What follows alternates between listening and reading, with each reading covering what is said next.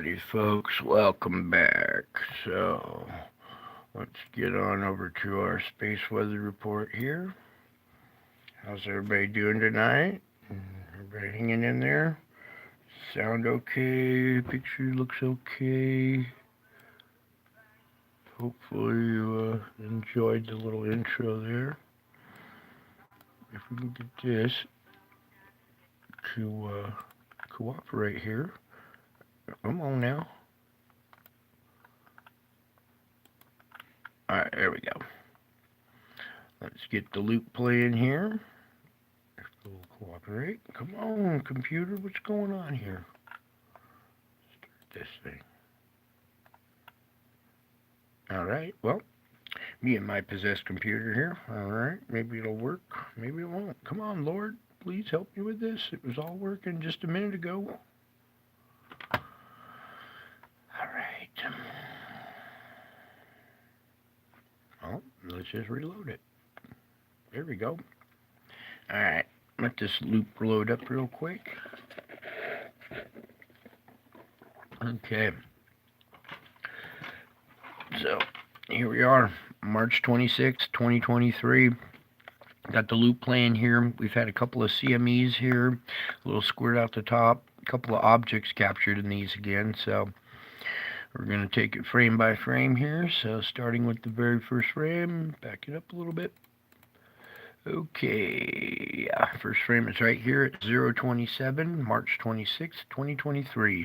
You can see we have an event underway already, and let's go through this a little bit and see where there's a frame here where you can see it pretty clear. Let me just find it again.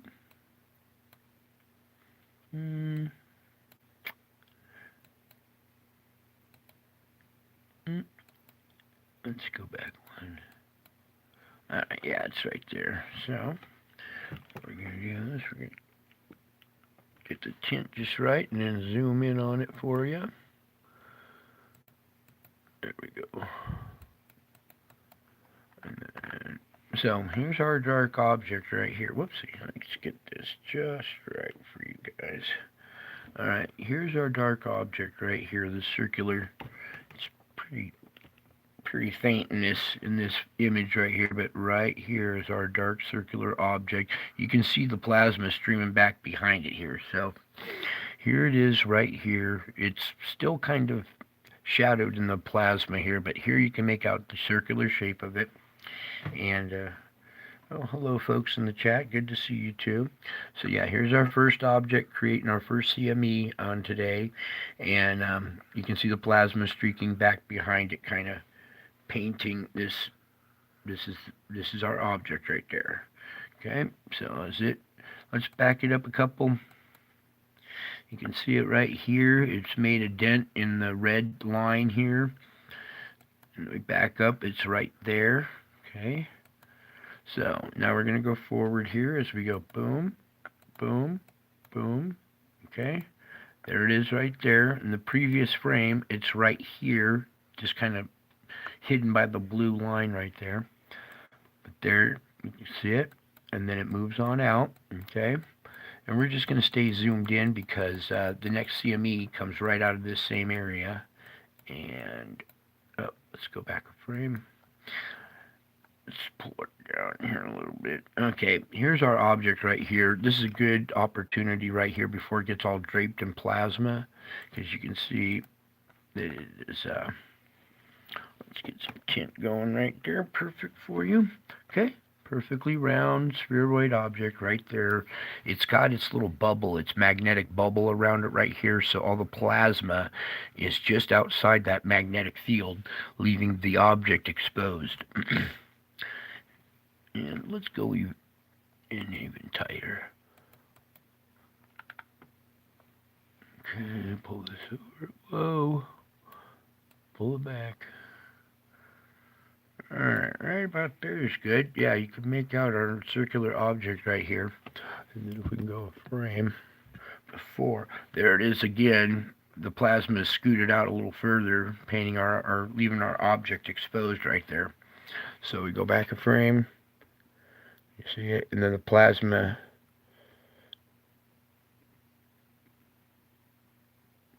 Okay. And the screen keeps scooting as I do that, so. But then it kind of gets draped in the plasma there, so we're going to back out of it. So that was our second object and our second CME here. Get to 125 here. Now we can use the instrument. Okay, so it's in the plasma here as we continue on out with it. Okay, you can see this dark little patch right here on the red side. Right here, you can see these little wings kind of streaking back from it here as it moves on out. Okay, so we had 2 CMEs today in this quadrant of the sun. A little squirt out of the top here, and then this event is almost like a little ghost image, but there's an object in the center of this bubble right here. And if we can find the right frame here, right there, I think. Yeah, it's that last frame right there. Kind of hard to see, but we have a dark object right here inside this little bubble of this magnetic field. It's a really faint, ghostly image, but there is one right here with this magnetic field right there. And we'll back it up a little bit so you can see it. Okay, it's this event right here. Kind of glitched out a little bit, but then on the last frame right here, you can make out one right here and then one right here too. Okay, so there's 2 little objects. They're very faint, but they were there. See them? I'll go forward again a little bit. All right, so we had multiple objects today. A couple of them caused some CMEs here. That one caused some weird little magnetic bubble or whatever, okay? Now I'm going to put it back into motion here and let you guys just watch. Whoopsie. Reverse. Okay. And I'll kind of slow it down a little bit so maybe you guys can catch it a little bit better. So, yeah, there we go. All right. So that was today, March 26, 2023. It looks kind of quiet, but there's a couple of CMEs here. Both of them had an object in it. This one may have 2. It's just hard to see. But we had one in there, one in there. That one I'm not sure, but one in here and a second one that had squirted out on the side there. So a lot of objects interacting with the sun right now. It doesn't look like it, but they're there. It's just really faint and kind of hard to tell. So let's move on over to the X-ray flux now. Okay, zoom in on this. Not surprised to see another dent in the reading there. Okay, and note how these dents are a little, they barely went into A range here, right? Where this one went nice and deep into A range, and all the other ones before, too. A bunch of them, not all of them, but a bunch of them were way down deep into A range. But these ones now are in the B range. So is this tapering off? Is it going to stop? Is this still the Earth interrupting the satellite at the same time I'm having these events? Who knows, but 2 things can be same or true at the same time.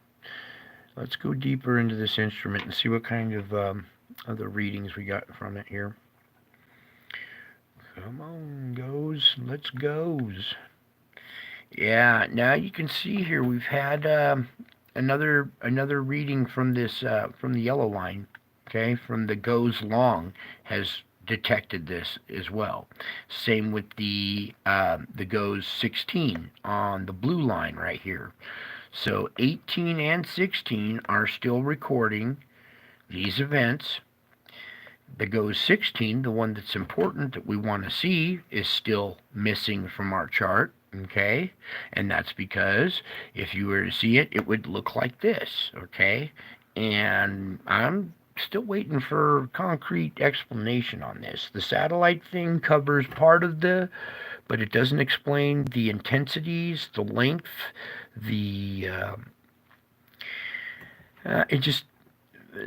not everything correlates with just an eclipse of a satellite. So Anyways, and then we got this instrument, or when we go deeper, we got the other satellite detecting the same thing, the GOES 18. So, is it eclipsing both satellites or what? So, anyway, let's move on.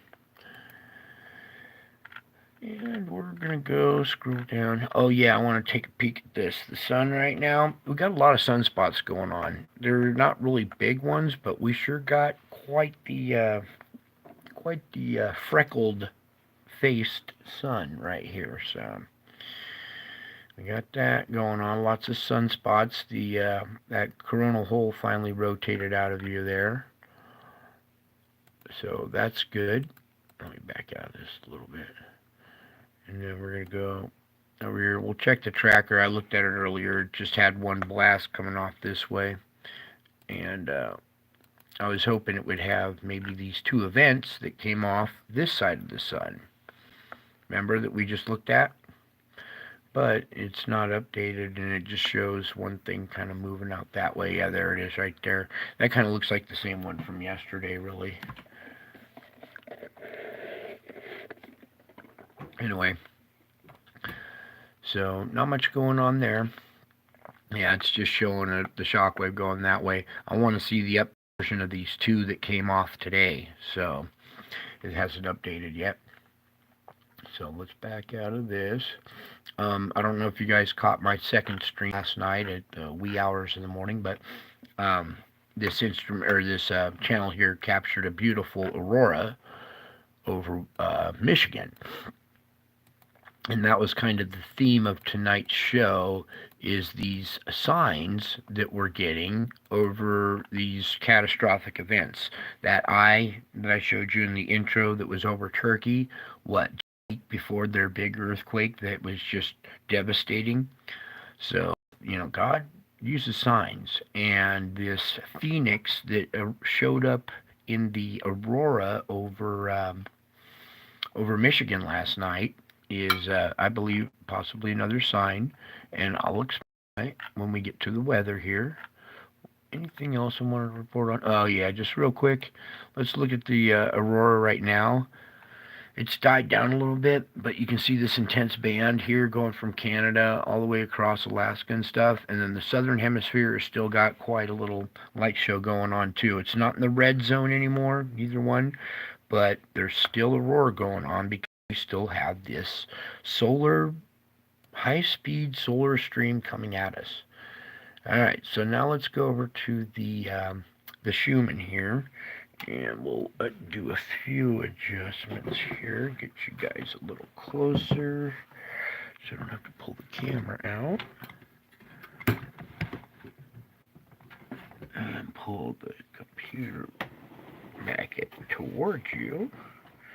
All right, that's about as close as we can get there. Okay, now you can see the screech activity. Let me get just a little bit brighter so you guys get the colors in there. Okay, you can see this little band right here, how we've had this, the brakes applied again, and we've had the screeching event.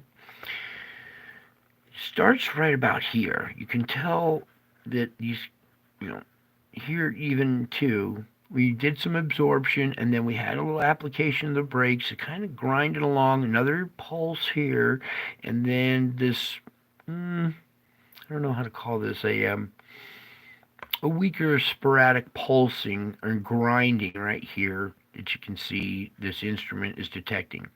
What I'm most worried about is the line right here, the 7.83 hertz, because that's what our Schumann resonance is normally.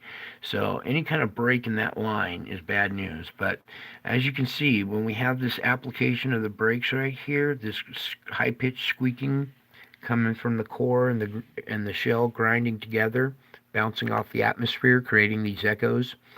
When you see these streaks like this, it's a good thing that it's still green after it. Okay, so this little line right here is indicating that our core is still spinning inside of its shell. Even though we're going forward in reverse, the core is spinning backward now, which is its natural rotation. The core was over-rotating in the wrong direction this whole time until it came to a halt and then started spinning backwards. And at least it's still spinning, because what we don't want is the core to seize up inside the shell and the magnetic field would drop, okay? So even though the core is spinning backwards, eventually it's going to cause devastation, okay? There's no getting around it. But for the meantime, at least we're still spinning the right way while the core is spinning backwards, but still spinning, creating a magnetic field still. So it's good that we still have this line, okay? And these squeaks aren't as intense as the ones we've seen before, so this is actually kind of good news that we can have an application of the brakes, the core and the shell kind of squeaking together without it stopping, okay? So that's kind of a good indicator right there. So enough of the human there. We're in good shape. Now we're gonna come. Whoops, we gotta readjust you guys. Hold it back. Readjust the computer. Get it just about right here. A few little minor adjustments. Get you guys back in line. Hey, get in line. Are you guys drunk tonight or something? All right, here we go.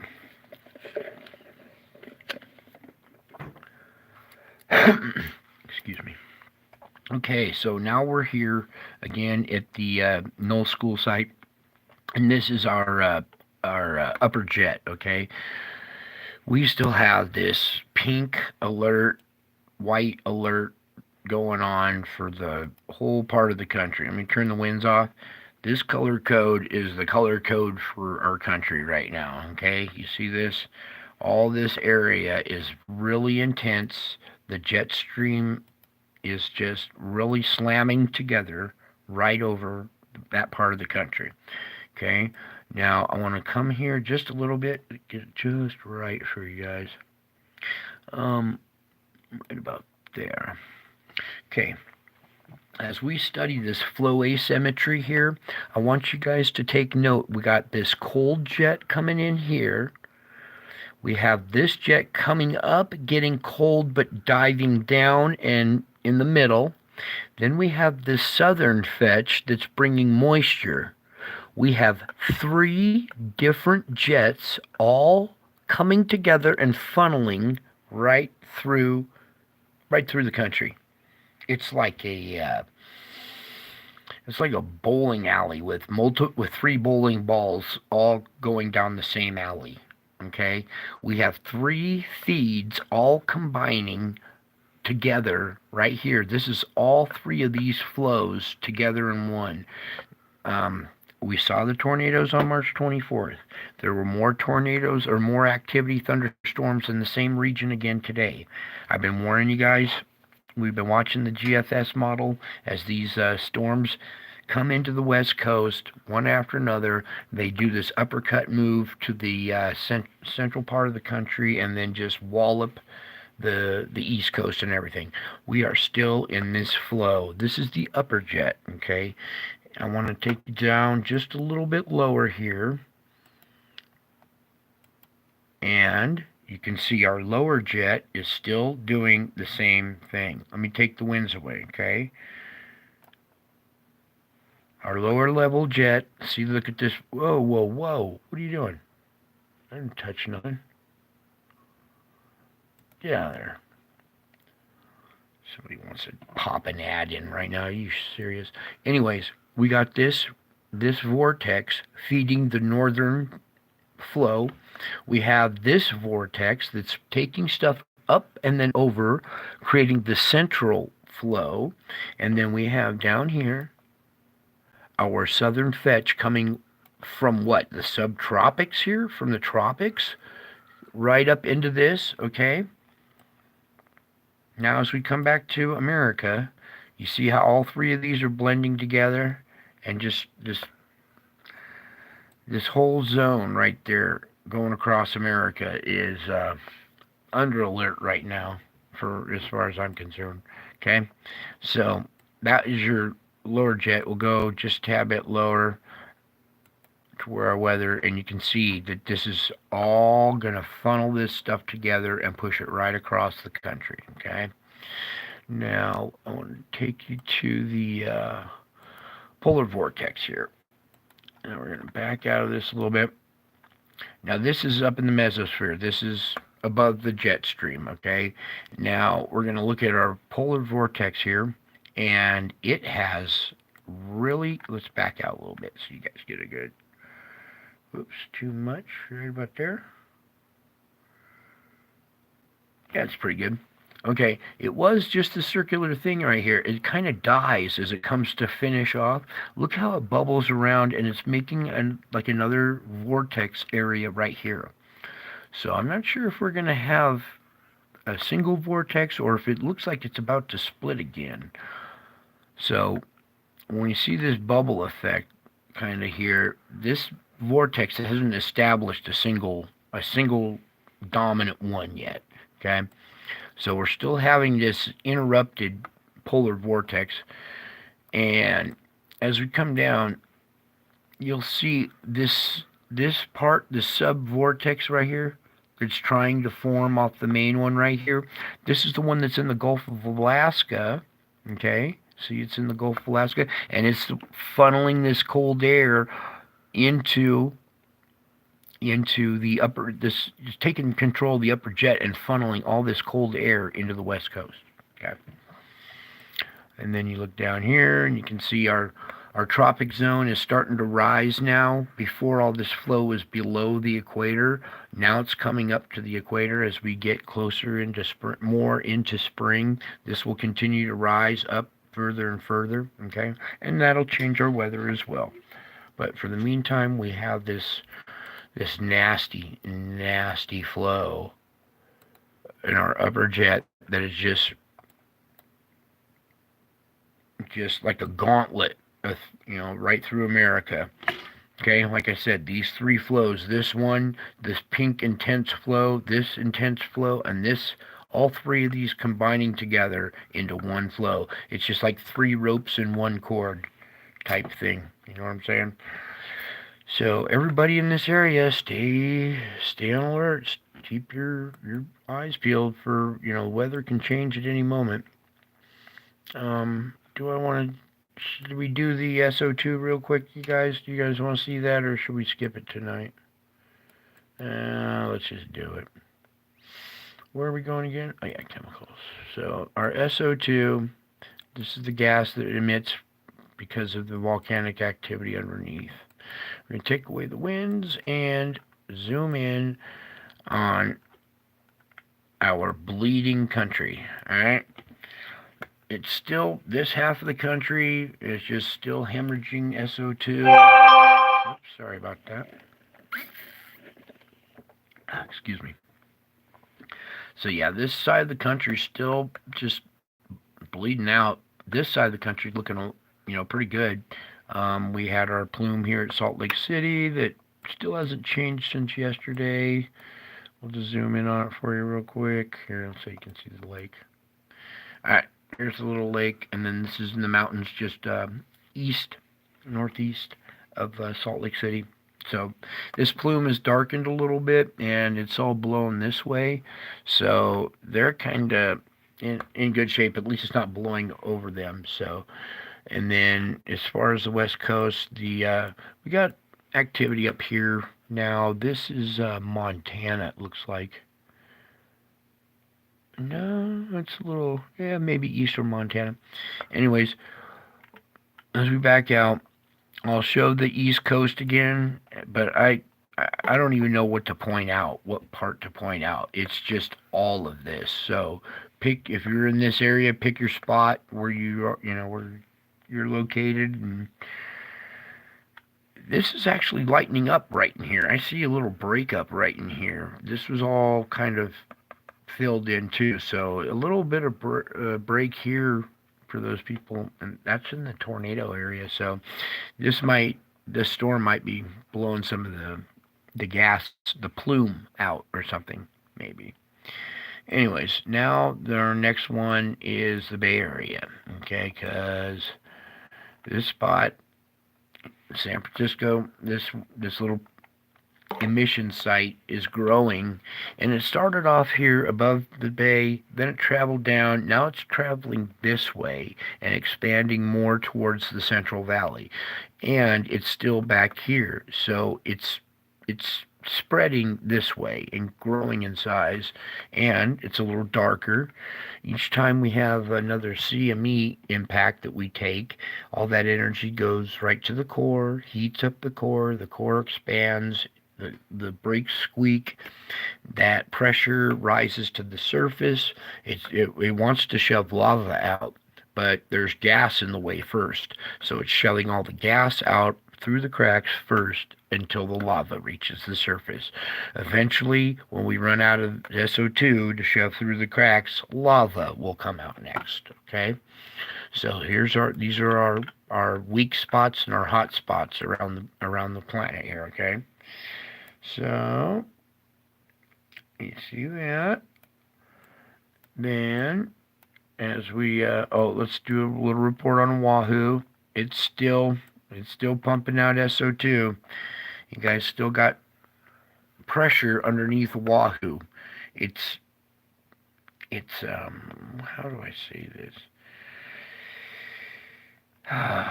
It should be coming out here at the volcano in Hawaii. I would much rather see these two volcanoes here erupting and spewing lava into the ocean, relieving pressure in this area, than have it corked up and pent up underneath Oahu, because there's a lot more people on this island. This is a more populated spot. This has capital, has the port, it's the city, so that's the island of all the islands to pick. Why this one? So we're gonna keep an eye on Oahu, because it's a little concerning when I see just this one single island singled out and not releasing much from the other ones. So then we're gonna come over to these bastards in China. Yeah, they're having huge emissions here, really dark, widespread. They're in hot water. There's going to be some kind of event that'll happen here. We'll find. We'll probably never find out, but something's going to happen here, because there's a lot of pressure here pushing out a lot of SO2 right there. Okay, and then we're going to come down to the island of Java, which is all one purple island. See that? Okay. That's because this whole island is a volcanic island, and it is ready to go off. I mean, we already have Muriapi going off on this island. We had Anak Krakatau had a small eruption the other day, and this is still day in and day out pumping out SO2 on a high level, this whole entire island. Every time I do one of these reports, the entire island of Java is purple like this, okay? So this area is a hotbed for activity. We're going to see earthquakes, more volcanoes, any kind of release of pressure in that area. And you can see that this gas is relieving some of that pressure.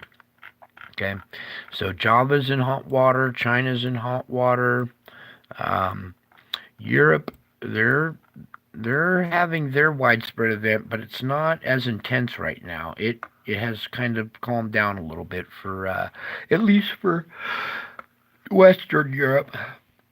Over here in Spain and France and Germany and stuff, Italy's even looking good. It's everybody basically east of this line who's experiencing a lot of this pressure relief through sulfur.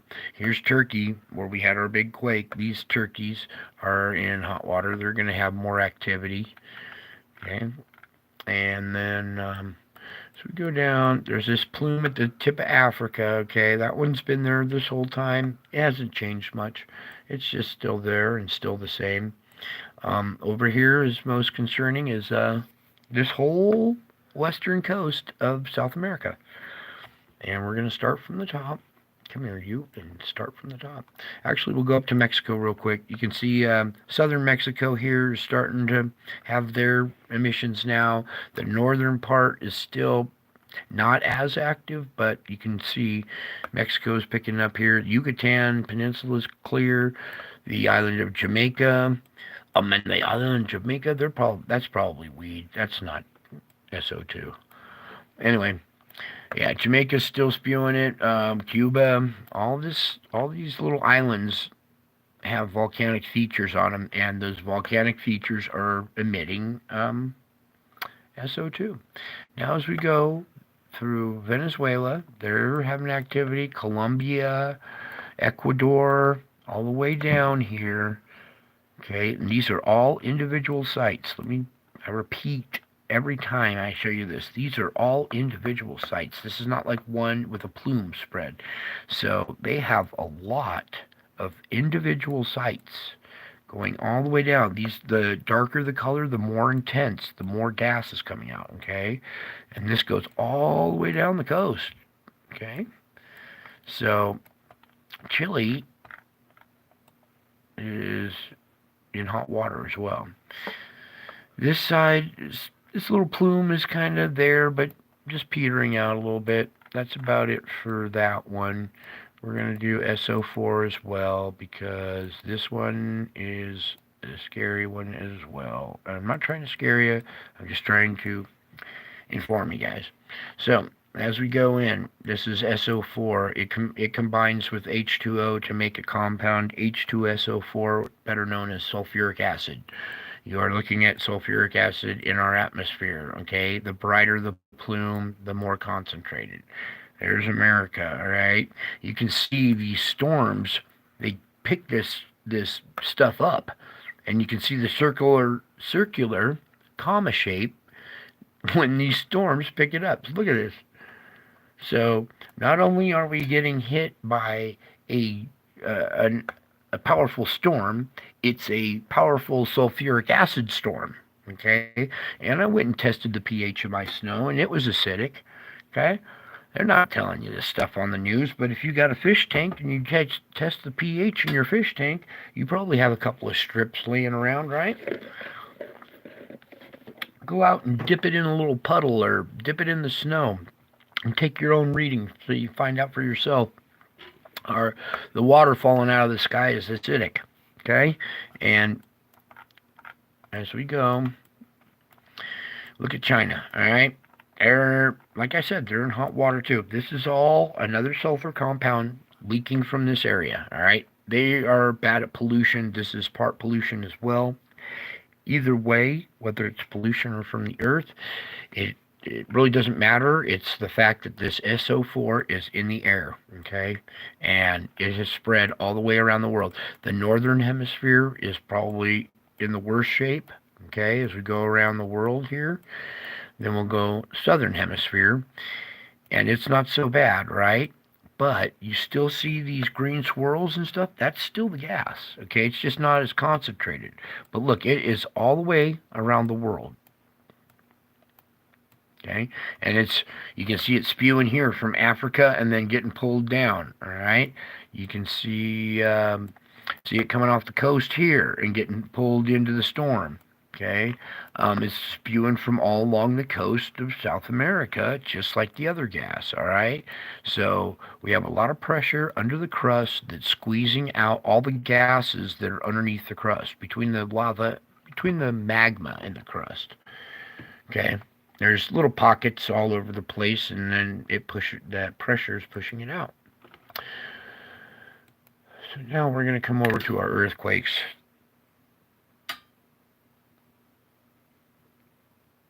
All right, and here we are at our earthquakes. Oops, sorry, I keep not used to having this microphone on my head here. I keep bumping it. Okay, let's just start diving into this. Whoops, I dove too deep. Pull back out. Come on now. All right, there we go. So, the Ring of Fire here. We had a deep quake right here at Fiji. Okay, let's pull this one up. Yeah, this is our deep quake. It's a 5.5, but it's at a depth of 466, okay? That's relatively deep. It's not super deep, but it's a deep one, okay? And then it triggered these other two right here, okay? This one is another 5. That's a 5.0, okay? And that one was a little 4.5. This is another super deep one. This one's deeper than the other one. This one's at 630. Now let me see real quick. So this one actually happened first at a shallower but deep depth. Then this one happened right afterwards. It's a smaller 4.5, but at a lot deeper. So that one's way down at 630 kilometers. So that's a really deep quake. So we had 2 deep quakes here that triggered this one right here, which is a 5.0, and then that one was earlier, before all of them. So we've had these 2 deep quakes have triggered this one right here, okay? Now over here, come on, pull this over a little bit. Please cooperate. There we go. So this deep quake right here triggered these 2. All right. Now this little cluster of quakes over here, this is another 5.1, and it's at a depth of 47. So it's relatively shallow, but it's right on the fault. Okay. See that? It's right on the fault line. Then that pressure comes over here and squeezes out 3 little ones like this, 4.4, this 4.9, and this 4.9. So it's doing its job. It's traveling down the fault lines and relieving pressure in 4.5 to 5.0 range. Okay, that's perfect. That's kind of what we want to see, is pressure being released along these lines. What's concerning is how quiet this is. We would like to see just these little 4 to 5 pointers along here relieving pressure along this line, along this fault line, but we don't. And right here, I'm going to zoom in just a tad bit, is our Anak Krakatau and then Mariapi. Okay, so we might see an earthquake, a big one along this area, if we don't have a release of pressure soon. Okay, this is Java, and I showed you this island all purple. So this, with all the pressure that's right in that zone, to see it naked of an earthquake is a little concerning. I'm not too worried quite yet, but I would like to see, some 4s and 5s just relieve some pressure. Nothing too big. Then it goes up. Nothing too much going on. I want to check out this one now over here at the Juan de Fuca. Okay, because this one, please pull it closer. Hey, not too close. All right, it's right next to the fault line. As we back out, you can see the zigzag fault line, right? Is right at these corners is where these apex points are, where the focal point energy really kind of intensifies at these focal points, right? Well, just off of the focal point, just off to the side of it, is our pressure being released right here on the flank of this fault. There's like a little ridge right here, and on the flank of that ridge is our little relief, and it was a 4.0 at a depth of 10. That's a perfect depth and a perfect size release of pressure that we would like to see. Nothing too big. Now, just recently, this one just happened here. It's only a 2.5, but it's along the San Andreas here, okay? We got pressure coming in both directions on the San Andreas. We got these 2 little quakes, that's a 2.5, and this one, 2.6. Okay, they're both right along the fault. As we pull down, this fault connects to the Cocos plate, all right?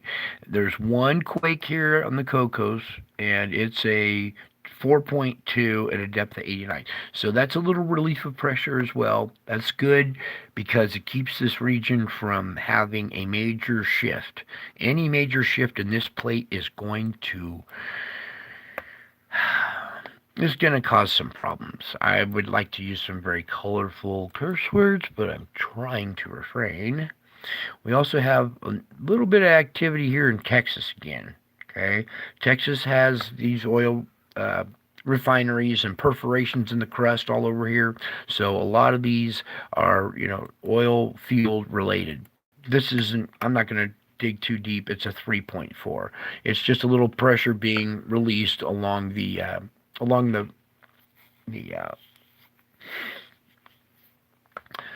oh, I can't think of the name of the plate right now. Oh, it's too late. I've been up all night. Anyways, the plate that Dutch Sense talks about comes back up, goes down, goes back up. This is right along the edge of that. Oh, jeez, I know what it is. I just can't think right now. All right, so, and then just a couple others I want to report on is down here again in South America.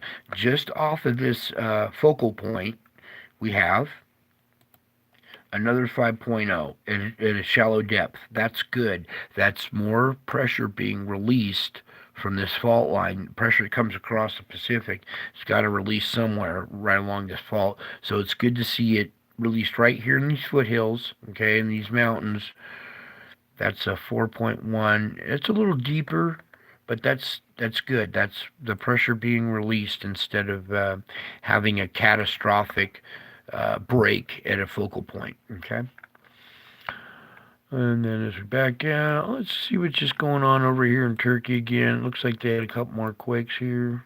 This is this is Afghanistan, 4.4, 117 depth, and a 4.2 at 124. These are semi-deep quakes. They're not shallow, but they're down there a little bit.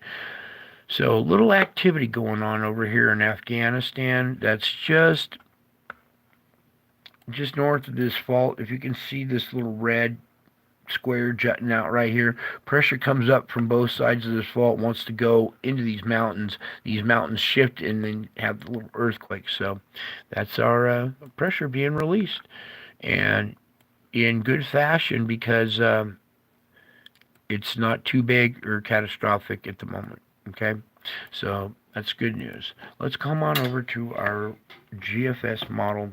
Now this has been updated since last night, and let's go frame by frame real quick. Let me pull this up so we get everything in one frame right there. Okay, guys, make out the time and date, 11 a.m. Whoops, let's go back. 5 a.m. March 27th, current conditions. We just had this event here. There was some large hail in Mississippi, in this Alabama and Atlanta area. They just got hit with that tornado a couple of days ago, and now they were getting hit again with rain. So I think it wasn't too bad. They dodged a bullet a little bit there, thankfully. But here comes our next event, coming into the West Coast, okay? This is a 989 millibar low. 993. So yeah, it's weakened a little bit, but it's still packing a punch, and it's going to drop down and then come back up and mix with this low to create this monster right here, okay? Now the shape of this thing has changed a little bit. We still have our icing event. It's shifted a little bit, but we still have these thunderstorms, okay, and chances for tornadoes again here. And this is March 31st, 5 p.m. Pacific, so 8 p.m. That East Coast time. We'll back it up one frame. That's 11 a.m. Pacific, so 2 p.m. So boom. In that time frame from 2 to 8 is this going to blossom and then starting to turn red right over Tennessee, Kentucky,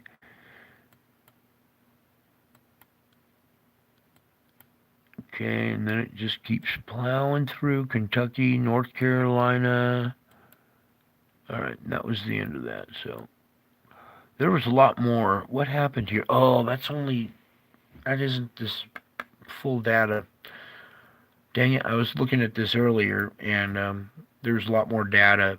The next event after this storm hits Michigan and Wisconsin area, okay?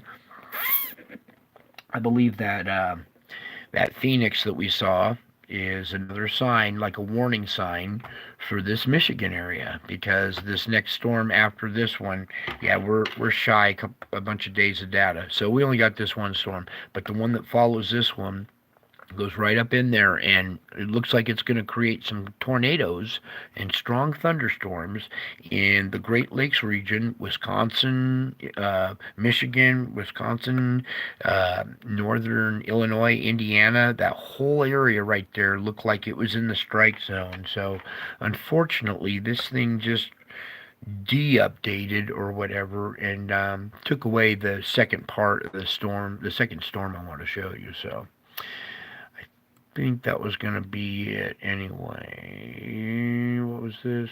No, that was going to be it. I don't think I'm going to do a gem tonight because it's late, and I still got business to take care of. I'm actually in the middle of yeah, I'm in the middle of something right now, so I only took a break to step aside and do this report real quick. So I think, yeah, it's gonna be about it. So yeah, just keep your guys' head on a swivel. We got more activity coming to this region. Okay, so just keep, even though we don't have the full model, just keep your eyes on the weather, even out here on the west coast too, because these storms are, they're doing some crazy stuff. Okay, so it's very important that we just stay up to date. I'll try to do, I don't know, whenever I'll get a chance to do another update and bring you more information on this, because I have a feeling that from here on out, these storms are not playing games anymore. You know, we saw the devastation that happened on March 24th, and I think that's just a taste of more to come. All right, and I gotta warn you guys when I see this stuff coming your way, because it's just sad that, you know, people aren't getting the full message and still dying. You know, I know maybe they can't get out of there, but there's got to be other ways. You got to be inventive and, you know, come up with some way to save your own life. So I think that's it for tonight. Yeah, I'm gonna skip doing a gym tonight. All right, thank you all for being here. Sorry it's so late. I love you all. God bless you all. Until my next video, I'll be back.